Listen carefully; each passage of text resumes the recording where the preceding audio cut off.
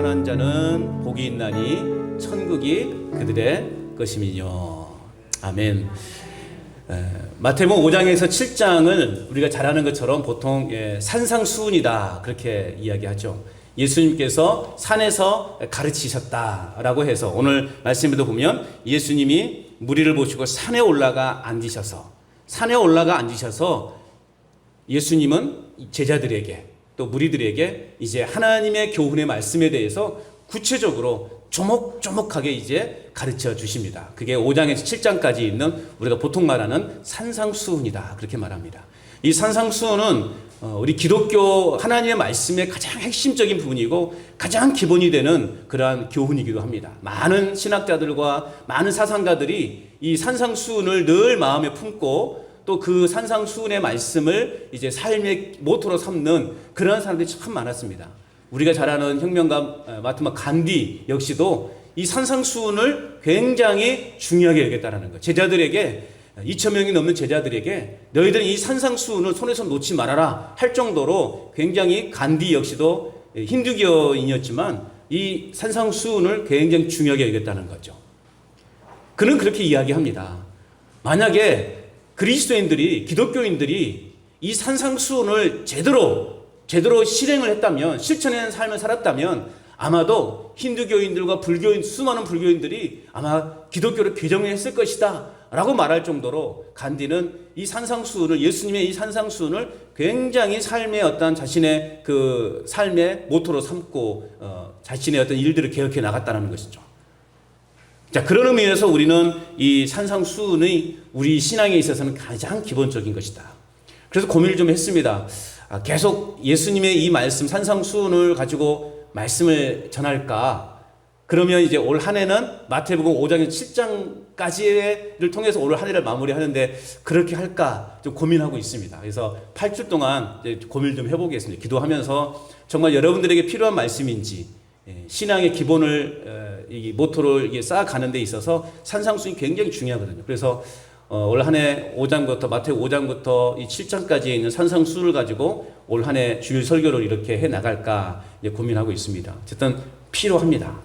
그런 의미에서 이제 오늘 우리가 이제 읽었던 1절에서 10절까지는 우리 그리스도인들에게 있어서 너무나 익숙한 또 유명한 팔복이 나오게 됩니다.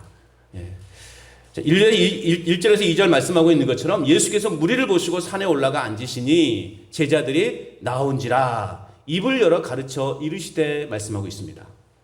예수님께서 산에서 가르쳤다고 해서 붙여진 명칭 산상수훈이죠.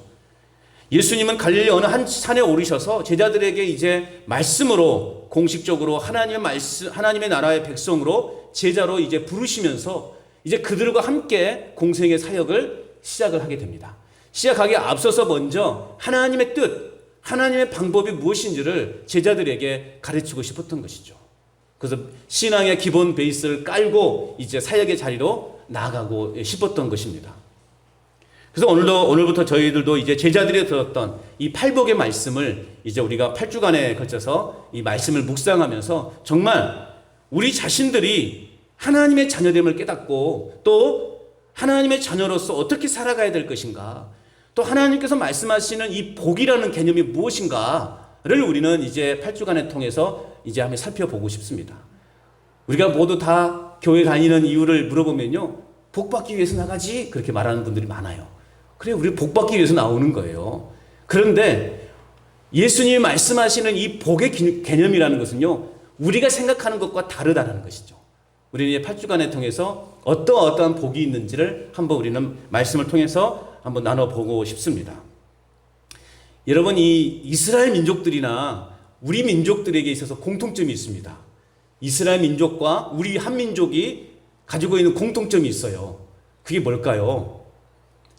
한마디로 말하면요, 참 복받기를 좋아하는 민족들이에요. 복받기를 좋아해요. 그렇지 않습니까? 이스라엘의 그 역사도 보면요, 구약의 내용을 보면 많은 부분에서 복받는 비결에 대해서 기록해 놓았어요. 그래서 어떤 이제 분들 책의 성경책을 보면 막 빨간 줄이 쳐 있는데 그것은 뭐냐? 복받는, 이렇게 하면 복받고 이렇게 하면 복받고 그런 것에 이게 줄이 그어져 있는 분도 많이 있어요. 이스라엘 민족들도요, 이 복, 하나님으로부터 받는 복을 굉장히 중요하게 생각하고 즐겨합니다. 마찬가지로 우리 민족도 그래요. 여러분, 우리 민족도 굉장히 복받기를 좋아하는 민족이에요. 오만 간데 다 복이 있잖아요. 복자가. 기와장에도 복자가 있죠. 또 어디 있습니까? 숟가락에도 있죠. 젓가락에도 복자가 있죠. 대문에도 복자가 딱 박혀 있죠. 심지어는요, 요강에도 복자가 박혀 있어요. 야, 이거 굉장히 이게 중요하거든요, 요강이. 그죠? 어쨌든 이 이스라엘 민족들이나 우리 민족들에게 있어서 공통점은 복받기를 참 좋아하는 민족이다라는 거예요. 뭐 이게 나쁘다는 것은 아닙니다. 그런데 우리는 복의 그 개념을 잘 이해하자는 거예요. 단순히 그냥 우리가 뭐 잘 먹고 잘 사는 것이 복인가, 건강하게 살아가는 것이 복인가, 우리 자녀들이 막 출세하고 우리 자녀들이 막 높은 자리에 앉고 그런 것이 진짜 복인가, 우리는 한번 생각해 보자라는 것입니다. 자, 예수님은 이제 본격적으로 말씀을 전하는 이 사역을 시작하시기 전에 이스라엘 백성들의 그 관심 분야였던 이 복의 개념, 이 복의 개념에 대해서 먼저 말씀하시는 거예요. 그런데 예수님께서 말씀하시는 복은 아까도 말씀드렸지만 우리가 일상적으로 생각하는 그러한 복과는 차원이 다르다는 것입니다. 자, 오늘 말씀에서 예수님은 먼저 뭐라고 말씀하고 있냐면요, 가난한 자가 복이 있다 말씀하셨어요. 3절 말씀에 보면 같이 한번 읽어볼까요? 3절에. 자, 3절 시작. 심령이 가난한 자는 복이 있나니 천국이 그들의 것이며. 자, 예수님은 먼저 우리에게 말씀하시는 것은 가난한 자가 복이 있다, 그렇게 말씀하고 있는 거예요. 자, 이 말씀은요, 우리가 생각하는 상식과요 어울리지 않는 말씀이에요. 야, 여러분, 어떻게 가난한 삶을 살고 있는데 여러분 복 있는 삶이라고 말할 수 있는가? 가난하게 살고 있는데 어떻게 복이라고 말할 수 있는 것인가? 자, 우리 민족은요, 전쟁 이후에 한 50년, 60년 전만 해도요, 참 가난했지 않습니까? 저는 뭐 그런 세대는 아닙니다. 그래, 가난한 시절을 겪어온 세대는 아니어서 정말 그 진짜 가난이 무엇인지는 잘 몰라요. 그러나 이제 뭐 이렇게 어르신들로부터 들었던 이야기들, 또 여러 가지 뭐 다른 매체를 통해서 들어본 결과 참 힘들게 사셨다라는 생각은 좀 이렇게 간접적으로 아마 느낌을 얻을 수 있습니다. 참 가난한 찌들어 살았습니다. 자, 그래서 이 민족의 구호가 뭐였습니까? 이 민족의 구호가 그거 있어요. 잘 살아보세요. 잘 살아보세요. 노래도 있지 않습니까? 잘 살아보세, 잘 살아보세, 우리도 한번 잘 살아보세. 아멘. 예, 이런 마음과 이런 열심이 있었기 때문에 그만큼 빠른 시간 내에 여러분 우리나라가 이렇게 발전한 것은 사실입니다. 그게 우리의 모토였죠. 과거에 어려웠던 힘들었던 시절은. 저도 그건 기억나요. 어렸을 적에 아침에 일어나면 항상 마을 스피커에서 잘 살아보세요 노래가 나왔거든요. 새벽 종이 울렸네 뭐 어찌 하면서 막 음악 나오고 뭐 잘 살아보세요 노래 나오고 뭐 그러면 또 체조도 하고 막 그랬던 어렸던 기억이 납니다. 여러분 참 어렵게 살았습니다. 그래서 여러분 지금 우리 어머니 아버지 세대들 그냥 잘 살아보려고 여러분 뼈가 부서져서 일한 것 아닙니까? 그래서 지금 그 후유증으로 고생들 하고 계시잖아요. 아이고 무릎이야, 뭐 아이고 무릎이 아프네, 뭐 어디가 아프네, 뭐 오만 간데 다 아프다고 그랬었죠. 그래서 집에 가보면 그래도 참 감사하게요. 우리 교인들 집에 가보면요 약봉투가 그래도 많지 않더라고요. 저 도시에 가보면요 약봉투가 어마어마하거든요. 별 약을 다 드셔요. 그러다 보니까요 우리 간전제일의 식구들은요 건강하시더라고요. 할렐루야. 참 좋은 데서 사신다. 어쨌든 우리의 모든 관심사는 어떻게 하면 잘 살아보는가, 그런 관심사였어요. 그래서 잘 살아보려고 부자 되려고 정말 우리가 열심히 정말 일을 하지 않았습니까? 모든 사람의 공통은 부자로 사는 것, 그것이 꿈이었어요. 자, 그런데 오늘 예수님은요 가난한 자가 복이 있다라고 말씀하고 있는 거예요. 아니 우리는 잘 살아보려고 부자가 되어보려고 뼈 빠지게 일하면서 여기까지 왔는데 오늘 예수님은 가난한 자가 복이 있다 말씀하고 있는 거예요. 더군다나 오늘 본문에서 말하고 있는 이 가난이라고 하는 단어는요 우리가 일반적으로 생각하는 그냥 가난, 그게 아니에요. 그냥 궁핍함, 그냥 조금 다른 사람들보다 덜 가진 삶, 이런 가난의 개념이 아니라는 거예요. 오늘 본문에 나와 있는 이 가난이라고 하는 의미의 진정한 뜻은요, 철저한 파산 상태예요. 밑바닥까지 떨어진 상태를 말하는 거예요. 누군가의 도움이 없이는 도저히 일어설 수 없는, 그야말로 이제 완전히 망한 상태. 그 상태를 오늘 예수님이 말씀하시는 가난이라고 말하고 있어요. 여러분, 이해가 되십니까? 이런 삶이 행복하다고요. 아무것도 없어요. 이제 완전 집안이 쫄딱 망해버린 상황. 완전히 아무것도 가진 것이 없는 상황이 되어버렸어요. 그런데요, 오늘 예수님은 가난한 자가 복이 있다 말씀하고 있는 거예요. 도저히 예수님의 이 말씀이 납득이 안 가는 거예요. 어떻게 그런 삶이 복이 있는 삶이라고 말할 수 있는 것인가? 자, 그렇다면 오늘 예수님이 말씀하시는 이 가난한 자가 복이 있다라고 하는 이 말씀은 어떤 의미일까라는 것이죠. 그 의미를 우리가 살펴보면 이제 우리는 이해가 갈 수 있어요. 자, 오늘 말씀에 보면 그냥 가난한 자라고 말씀하고 있지 않아요. 예수님은 그냥 가난한 자가 복이 있다라고 말씀하고 있지 않아요. 그러면 어떤 자가 가난한 자라고 말하고 있어요?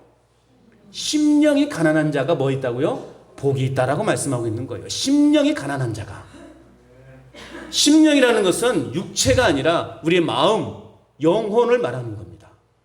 그렇기 때문에 복을 느끼고 깨닫고 즐거워하고 만족하는 것은 우리의 육체가 아니라 뭐라는 거예요? 심령이라는 거예요. 우리의 심령이 기쁨이 있고 만족하고 즐거움이 있고 행복함을 느낀다는 거예요. 즉 영이 가난한 자는 복이 있다라고 하는 말씀인 거예요. 오늘 여기서 예수님이 말씀하시는 이 가난한 자가 복이 있다라고 하는 것, 심령이 가난한 자가 복이 있다라고 하는 것은 결국 우리의 영, 우리의 마음이 가난한 자는 복이 있다라고 하는 말씀인 겁니다. 그렇다면 또 이제 질문을 던지죠. 영이 가난하다, 심령이 가난하다라고 하는 것은 도대체 어떤 의미인가예요? 심령이 가난하고 영이 가난하고 이 가난함의 의미는 무엇인가? 시편 42편 1절 말씀에 보면 이런 말씀이 있죠. 목마른 사슴이 시냇물을 찾기에 갈급함같이 내 영혼이 주를 찾기에 갈급해한다. 결국 여러분, 영이 가난하다, 심령이 가난하다라고 하는 이 말씀의 의미는 뭐냐? 목마른 사슴이 시냇물을 찾기에 갈급함과 같이 내 영혼이 주님을 찾기에 갈급해하는 그 심정, 그 마음이 심령이 가난한 자라는 거예요. 갈급하다라고 하는 것은요, 이 갈급하다라고 하는 것은 지독한 가뭄 때문에 제대로 물을 먹지 못해서 헐떡거리고 있는 그런 들짐승들을 묘사하고 있습니다. 그러니까 오늘 우리가 하나님을 향한 이런 헐떡거림이 있어야 된다는 거죠. 하나님을 향한 헐떡거림, 즉 하나님을 향한 간절한 갈급함이 우리 안에 있어야 된다는 거죠. 그 간절한 목마름, 그것이 심령이 가난하다라는 거예요. 여러분, 하나님의 은혜에 대한 그 갈망이 있습니까? 하나님의 은혜에 대한 그 간절함이 여러분 있습니까? 우리는 이것을 헐떡거림이라고 성경은 표현하고 있어요. 저희 처갓집에 가면요, 가져올 때는 순종이었는데 얘가 자라면서 이상하게 일반 개로 변화돼요. 진돗개인데 처음에는 정말 새끼 때는 정말 멋있었거든요. 뭐 족보도 있는 그 애미의 그 자식이라고 그러더라고요. 어떤 장로님이 주셨는데요. 그런데 이 녀석이 자라면 자랄수록 이상한 개가 돼요. 우리가 상상하는 그 동개가 되는 거예요, 얘가. 그래서 얘가 한번 가면은 막 좀 이 목줄을 해놓으니까 막 밖에 나가고 싶은 거예요. 그래서 가끔씩 이제 목줄을 걸고 한번 밖에 나가고 되면 막 정신없이 뛰어다녀요. 막 제가 감당하기 어려울 정도로 막 뛰어다녀요. 한참 뛰었다 오면 어떻게 합니까? 혀를 이만큼 내놓고 막 이러고 있어요. 하고 물을 주면 막 벌컥벌컥 마셔요. 그 물 먹기 전에 그 막 하고 있는 그 헐떡거림, 나 빨리 물 줘 하고 하는 그 마음, 여러분, 그게 헐떡거림이에요. 그러한 간절한 목마름이 우리에게 있느냐 하는 거예요. 하나님의 은혜에 대한 그런 간절한 헐떡거림이 우리에게 있느냐, 오늘 예수님은 우리에게 말씀하고 있는 겁니다. 하나님을 향한 갈급함이 있는 것, 그것이 바로 심령이 가난한 자예요. 여러분, 내 안에, 내 속사람 안에 세상 욕심이 가득 차 있고 또 부와 명예가 가득 차 있고 물질이 가득 차 있으면요, 하나님을 향한 갈급함이 있을까요? 없죠. 하나님 찾지도 않죠. 아니 하나님이 없어도 난 잘 먹고 잘 사는데 하나님 뭔 필요가 있냐고. 그러면서 하나님을 찾지 않아요. 그런데 우리 마음이 비어있으면, 우리 마음을 비우면 우리는 하나님을 찾게 되어 있는 거예요. 여러분, 마음을 비우십시오. 마음을 비우시고 하나님을 향한 그 간절한 목마름이 여러분 안에 불타오를 수 있기를 축복합니다. 마태복음 15장에 보면 예수님께서 이제 두로라고 하는 지역으로 가십니다. 그런데 그곳에 가실 때 가나안 여인이 예수님을 찾아와요. 이 여인이 누군가 했더니 마가복음에서는 이 여인을 수로보니게 여인이라고 그렇게 말하고 있어요. 수로보니게 여인. 즉 한마디로 말하면 이방 여인이에요. 이방 여인이 유대인 남자에게 다가선다는 것은요, 상상도 못한 일이었어요. 그런데 이 수로보니게 여인은요, 예수님이 유대인이잖아요. 예수님께 다가와서 그러는 거예요. 이 여인 예수님 앞에 나와서 더러운 귀신들 자신의 딸을 고쳐달라고 부탁을 하는 거예요. 상상할 수도 없는 지금 행동을 이 여인은 하고 있는 거예요. 그런데요, 예수님은 그렇게 간청하는 여인을 향해서 그래, 내가 네 딸을 고쳐주겠다. 당장에 내가 네 딸 안에 있는 귀신을 쫓아내 주겠다. 라고 말씀하지 않으셨다는 거예요. 우리가 생각하는 예수님의 모습을 볼 수가 없는 거예요. 아니, 예수님은 누구에게나 공평하게 당신에게 요구하는 것들을 들어주시고 응답하시는 분이신데 어떻게 이런 말씀을 하지 않을 수 있을까? 더군다나 예수님 말씀하신 거 보면은요, 더 이해가 안 됩니다. 더 냉정하게 예수님 말씀하십니다. 마가복음 7장 27절 말씀에 보면요, 자녀로 먼저 배불리게 먹게 할지니 자녀의 떡을 취하여 개들에게 던짐이 마땅치 아니하니라, 그렇게 말씀하고 있어요. 와, 어떻게 예수님 입에서 이런 말이 나올 수가 있죠? 당신에게 찾아와서, 어렵게 찾아와서 자신의 딸을 좀 고쳐달라고 부탁하는 이 여인을 향해서 예수님 지금 한마디로 뭐라고 말하고 있는 거예요? 개라고 말하고 있는 거예요. 어떻게 개에게 우리 주인의 상에서 먹는 음식을 줄 수 있겠느냐? 그렇게 말하는 거예요. 와, 이게 예수님이 하실 수 있는 말씀입니까? 도저히 이해할 수 없는 말씀이에요. 자, 개와 같은 존재로 오늘 이 여인을 예수님은 표현하고 있는 거예요. 여러분 같으면 어떻겠습니까? 그 말을 들었다면 웬만한 사람들이라면 그냥 자존심이 상해서 쌍욕이라도 하고 그냥 확 뛰쳐나갈 거겠죠. 안 그렇습니까, 여러분들은? 저는 그럴 것 같은데, 저를 향해서 진짜 이 개 같은 사람이라고 그렇게 말을 하는데, 여러분 그 말을 누가 이거 감사합니다, 그 사람 누가 있습니까? 겨우 어렵게 부탁으로 왔는데 어떻게 개 같은 사람한테 이걸 줄 수 있느냐 라고 한다 그러면 내 참 뭐 같아서 정말 내가 안 한다 하고 막 쌍욕하고 돌아가지 않겠습니까? 일반적인 사람들은 그렇게 했을 것 같아요. 그런데요, 이 여인은요 그렇지 않습니다. 주님 맞습니다 그러는 거예요. 주님 맞습니다. 그러나 상 아래 개들도 아이들이 먹던 부스러기는 먹지 않습니까? 그렇게 말하는 거예요. 와, 대단하지 않습니까? 주님 맞아요. 저는 개와 같은 존재예요. 우리 민족은요, 개와 같은, 당신들이 봤을 때는요, 개와 같은 민족들이에요. 그런데요, 주님 생각해 보세요. 상 아래 개들도 아이들이 먹고 남은 그 부스러기는 먹지 않습니까? 그렇게 말하는 거예요. 와, 참 대단한 사람이다. 자존심을 내려놓은 거예요. 자기 자신의 자존심을 내려놓고 당신만이 내 지금의 문제를 해결해 줄 수 있습니다 라고 하는 그런 신뢰감을 놓치지 않는 것입니다. 여러분, 그런 것과 같이 그녀도 예수님께서 정말 자기 백성에게 베푸시는 은혜의 일부를 누릴 수 있다는 그런 간절한 소망이, 간절한 마음이 그녀 안에 있었던 것입니다. 또한 그녀는 이러한 행동은 자신의 모든 삶과 자존심을 내려놓는 사람이에요. 여러분, 우리는 주님 앞에 설 때요, 우리의 모든 삶을 내려놓아야 돼요. 우리 안에 있는 자존심도요, 내려놔야 돼요. 그렇지 않으면 우리는 절대 하나님의 은혜를 경험할 수 없는 거예요. 내 욕심으로 가득 차 있는데, 여전히 세상에 근심 걱정으로 가득 차 있는데, 저 사람 미워 죽겠는데 하는 그런 미워하는 마음이 가득 차 있는데, 그 가득 차 있는 마음 속에 과연 하나님이 은혜를 부어주시겠습니까? 하나님의 은혜가 들어갈 자리가 없어요. 그래서 우리는 하나님 앞에 나올 때, 여러분 먼저 나올 때 뭐 해야 됩니까?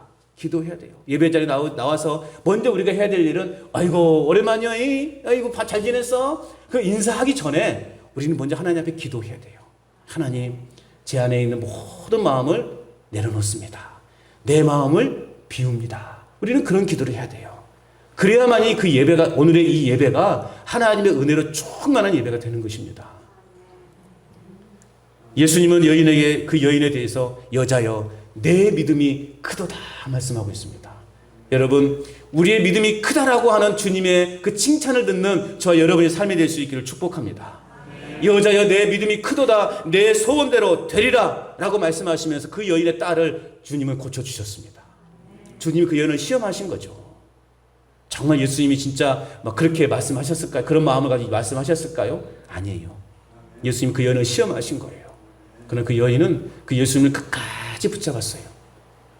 이 수르보니게 여인이 어떻게 이와 같은 주님의 거절에도 불구하고 포기하지 않고 그 멸시를 받고도 포기하지 않을 수 있었을까요?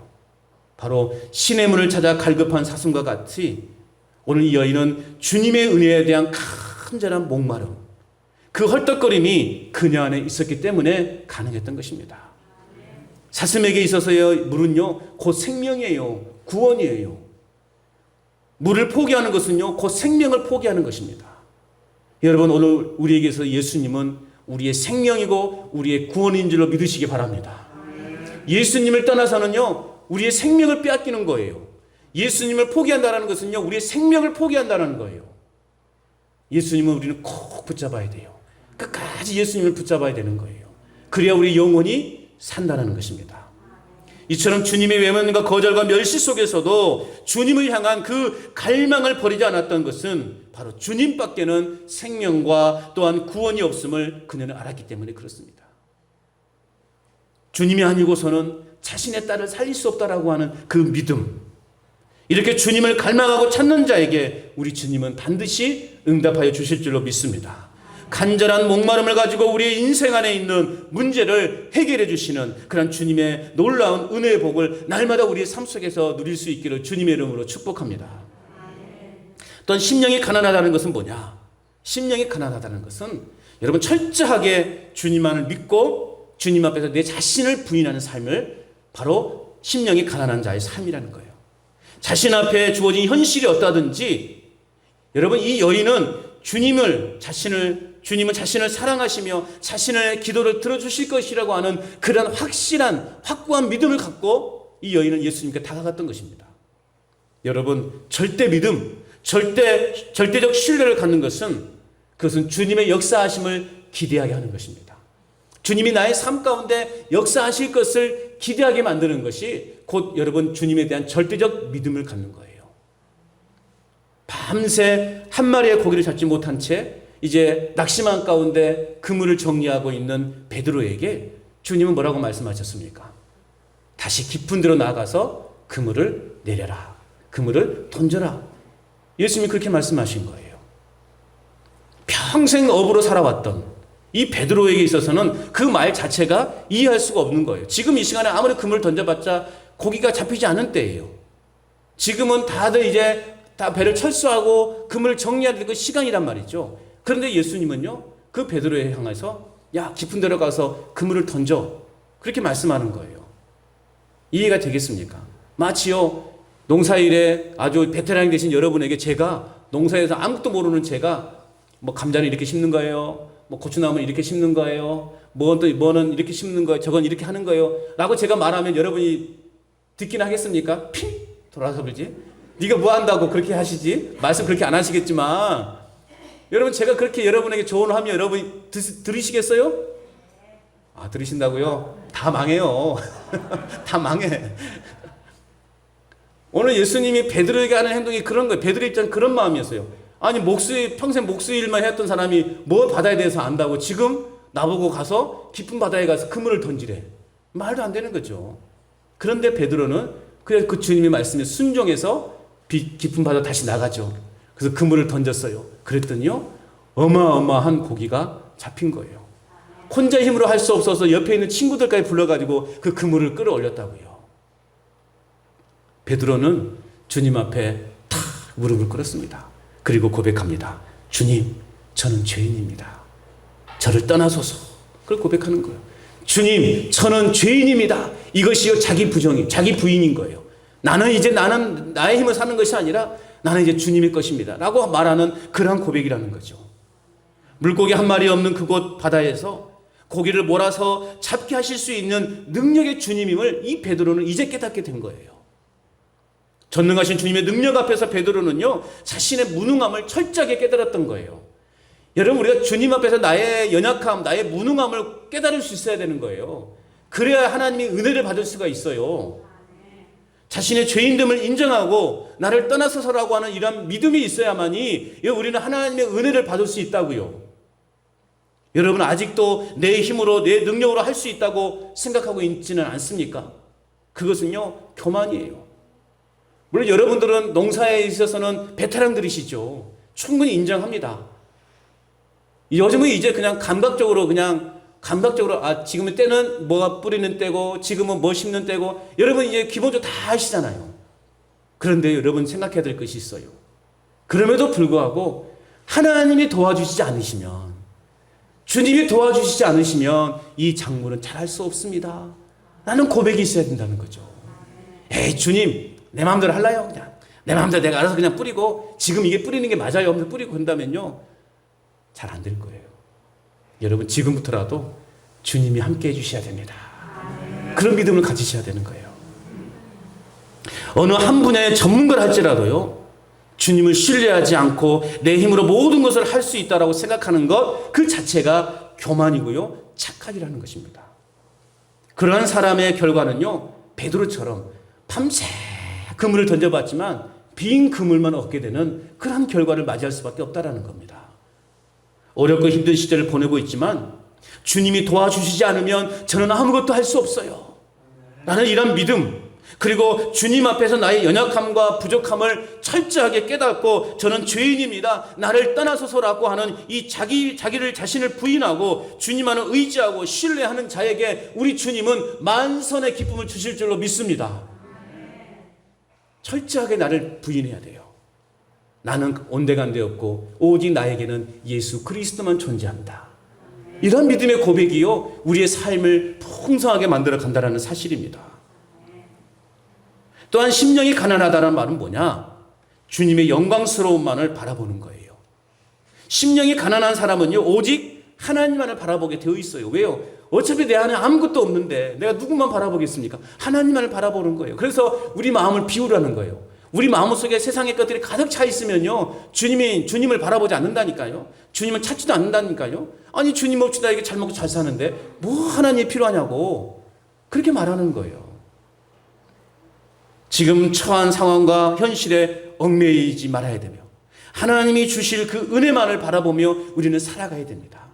힘겹게 한 걸음 한 걸음 나아갈 때 그 마지막에서 우리 하나님이 나를 다 품어주시는 그 영광스러움 우리는 바라보며요, 우리 하루를 살아가는 거예요. 여러분, 힘들게 등산하는 이유가 뭘까요? 힘들게 산에 오르는 이유가 뭐예요? 그 정상에서 바라보는 그 풍경의 그 아름다움, 그리고 내가 뭔가를 성취했다라고 하는, 내가 뭔가를 이루었다고 하는 그러한 자신감. 저는 등산을 잘 하지는 못하지만 산에 가는 것은 좋아해요. 이게 뭔 말이 돼? 등산을 잘 못하지만 산에 가는 것은 좋아한다고요. 어쨌든 한마디로 말해 산에 가는 걸 좋아한다는 의미겠죠. 근데 어떤 청년이 그러더라고요, 저한테. 목사님, 아니 다시 내려올 산을 뭐하러 올라가요? 그래요. 그래서 야, 이 친구 참 기가 막히네. 그래서 내가 그랬어요. 야, 너 먹고 소화시키는 밥 뭐 하려고 맨날 먹냐? 또 내가 그랬죠. 아니, 먹으면 소화시키고 나가버리는 거 그거 뭐 하려고 맨날 밥 먹냐? 그렇게 봤더니 네, 그건 또 그러네요. 또 그러더라고요.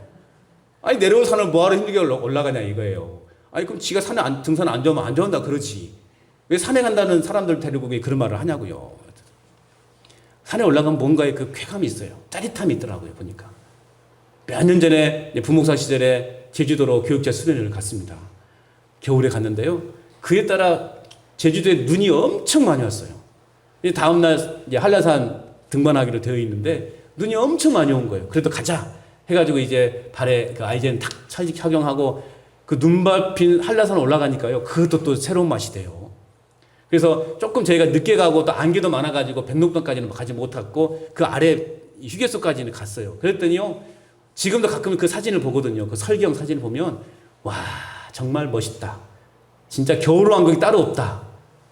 올라오길 잘했다. 그렇게 힘겹게 올라왔는데, 그 올라가서 보니까, 풍경을 보니까요, 그런 힘듦이 다 사라지더라고요. 거기에서 먹는 그 컵라면이 또 얼마나 맛있던지. 그렇습니다. 등산을 하게 되면, 뭔가 목표를 이루게 되면 그 쾌감이 있어요. 그 짜릿함이 있다고요. 우리는 그것 때문에 오늘의 힘겨운 발걸음을 해 나가는 거예요. 여러분, 우리가 그 힘겹게 인생을 살아가요. 하루하루가 너무나 힘겹고, 왜 우리 집은 이렇게 맨날 어려움만 닥치나? 그래도 막 믿음으로 인내하며 살아가요. 그런데요, 저 마지막에, 인생의 마지막에 예수님께서 다 팔 벌리고 우리를 안아줄 준비를 하고 있는 그 모습을 바라볼 때, 여러분, 이 세상에서 겪는 모든 아픔과 괴로움을 다 씻어지지 않겠습니까?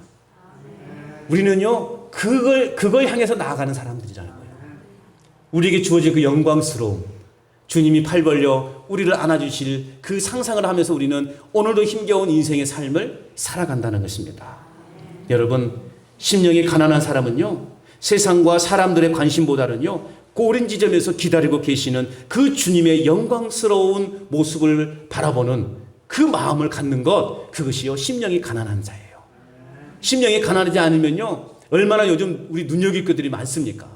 너무나 우리 볼 것들이 많아요. 우리 유혹하는 것들이 얼마나 많은지 몰라요. 우리 심령이 가난하면요, 다른 것이 눈에 들어오지 않아요. 아무리 옆집에서 저희 좋은 데 있다 할지라도요, 주일날 나는 교회 가야 돼.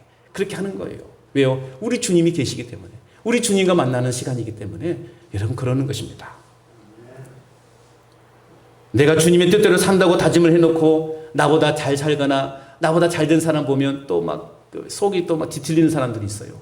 그런 사람은요, 아직 내가 심령이 가난하지 않았구나. 그래서 그런 마음도 우리는 버릴 수 있어야 됩니다. 그렇다면 여러분, 심령이 가난한 자에게 주어지는 진정한 축복은 뭘까?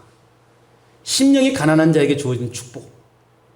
자, 다시 오늘 본문의 말씀을 보면요, 심령이 가난한 자는 복이 있나니 뭐가 우리 것이라고 했어요? 천국이 우리 것이라 말씀하고 있어요. 할렐루야. 천국이 우리의 것이래요. 천국의 복보다 큰 복이 있습니까? 없습니다. 있어요? 없습니다. 왜 한 분밖에 대답을 안 하시죠? 더 있나 보네요. 나 좀 가르쳐 줘봐요. 나도 좀 먹게. 여러분, 천국보다 더 큰 복이 있어요? 없습니다. 그래도 대답을 안 하시네. 더 좋은 게 있나 본데? 오, 뭐지? 연구를 좀 해봐야 되겠는데요. 여러분, 천국보다 더 큰 복이 있어요? 없습니다. 없는 줄로 믿습니다. 심령이 가난한 자는요, 천국을 소유하는 축복을 얻게 된다고요. 천국은 하나님 나라, 즉 하나님이 다스리시고 통치하시는 영역을 말해요. 오늘 저와 여러분들은요, 이런 천국을 지금 누리며 살아가고 있어요. 그런데요, 아직 이 천국이요, 미완성이에요. 완전해지지 않았어요. 예수님이 다시 오셔야만 이 천국은 완전해지는 거예요. 아직은요, 불완전한 상태예요. 그렇기 때문에 여러분, 우리 인생에 많은 잡음이 생기는 거예요. 우리 인생에 갈등이 생기기도 하고, 다툼도 생기기도 하고, 때로는 병도 들기도 하고, 또 실패도 겪기도 하고, 고난도 겪기도 해요. 왜 그래요? 아직 불완전한 천국을 우리는 살고 있기 때문에 그래요. 예수님이 다시 오셔야만이 이제 이 천국은 완전해지는 거예요. 그래서 누가복음 17장에 보면요, 바리새인들이 예수님께 찾아왔어요. 그리고 묻습니다. 하나님 나라가 어느 때 임하는 것입니까? 그렇게 물어요. 하나님 나라가 어느 때 임합니까? 물어요. 그래서 예수님께서 뭐라고 말씀하셨냐면, 하나님의 나라는 볼 수 있게 임하는 것이 아니다. 또 여기 있다, 저기 있다, 말할 수도 없다. 하나님 나라는 너희 안에 있다. 그렇게 말씀하셔요. 하나님 나라가 어디 있다고요? 우리 안에 있다고요. 또한 사도 바울도요, 로마서 14장 17절을 말씀해 보면 이렇게 말하고 있어요. 하나님의 나라는 먹는 것과 마시는 것이 아니요, 오직 성령 안에 의와 평강과 희락이라, 그렇게 말씀하고 있어요. 천국은요, 어떤 공간의 개념이 아니라고요. 심령이 가난한 자가 받게 되는 천국은 얼마나 우리가 잘 먹고 잘 사느냐, 이 문제가 아니라고요. 오직 성령 안에서 의와 평강과 기쁨을 누리는 삶, 그러한 삶이 곧 뭐다? 천국이라는 것입니다. 여러분의 기쁨이 있습니까? 평강이 있습니까? 여러분, 천국을 살고 계시는 거예요. 천국은 그렇다면 누가 이런 천국의 삶을 살 수 있는가? 바로 심령이 가난한 자예요. 심령이 가난한 자가 이런 천국의 기쁨을 살 수 있는 거예요. 자신의 죄인됨을 깨닫고 주님만을 전적으로 신뢰하고 바라보는 삶을 살아가는 사람 안에 진정한 천국이 임하게 된다는 사실입니다. 여러분, 우리 심령 가운데 천국이 임하면요, 우리 환경의 지배를 받지 않습니다. 어떤 상황에서도 주님이 주시는 그런 평안의 기쁨을 우리는 누릴 수 있다는 것입니다. 이것이 바로 심령이 가난한 자에게 주어지는 천국의 축복인 것입니다. 그렇다고 심령이 가난하다고 해서 여러분, 우리 자신들이 약해지거나 뭐가 부족해진다, 그런 삶의 목적이 아니라는 것입니다. 오히려요, 우리는요, 하나님 안에서 우리 심지가 더 강해지는 거예요. 그 어떤 강력한 세력보다 더 강한 힘을 우리는 발휘할 수 있다는 거예요. 다윗과 골리앗의 싸움을 보세요. 다윗은요, 창과 단창과 칼로 나왔지만 다윗은 어떻게 했습니까? 오직 만군의 여호와의 이름으로, 오직 만군의 여호와의 이름으로 골리앗에게 물맷을 던졌더니 한 방에 쓰러뜨린 거 아니겠습니까? 심령이 가난한 자는요, 그 어떤 자들보다 더 강한 힘을 우리는 얻을 수 있는 거예요.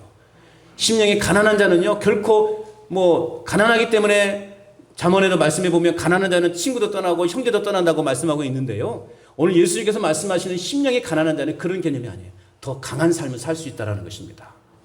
하나님을 의지하는 자가 승리하게 되어 있다는 것입니다. 여러분, 천국의 축복을 누리며 살아가는 저희들에게 사단은요, 천하의 영광을 보여주면서 진짜 축복은 여기 있다, 그렇게 우리에게 유혹합니다. 진짜 축복은 여기 있다라고 그렇게 우리를 유혹합니다. 여러분, 그러한 사단의 속임에 속지 마시기 바랍니다. 주님은 분명히 우리에게 말씀하고 있어요. 심령이 가난한 자가 되라. 심령이 가난한 자가 되라. 심령이 가난한 자가 뭐라고요? 하나님을 향한 간절한 그런 갈급함, 그런 헐떡거림이 우리에게 있는 것입니다. 하나님을 향한 간절한 그 소망이, 간절한 마음이 우리 안에 있기를 축복합니다. 또한 주님만을 철저히 믿고 의지하며 주 앞에서 내 자신을 부인하는 삶을 살아가는 것이 심령이 가난한 삶이에요. 그리고 주님의 영광스러움만을 바라보면서 나아가는 삶이 축복의 삶이요, 심령이 가난한 자의 삶이라는 것입니다. 이러한 심령이 가난한 자의 삶을 살아갈 때 우리는 천국을 소유하는 축복을 누릴 수 있다라고 하는 사실입니다. 사랑하는 여러분, 저희 모두 심령이 가난한 사람이 되시기 바랍니다. 우리 예수 그리스도를 우리 안에 모시고 살아갈 수 있기를 바랍니다. 그렇게 되면 우리가 살아가는 그 어디나,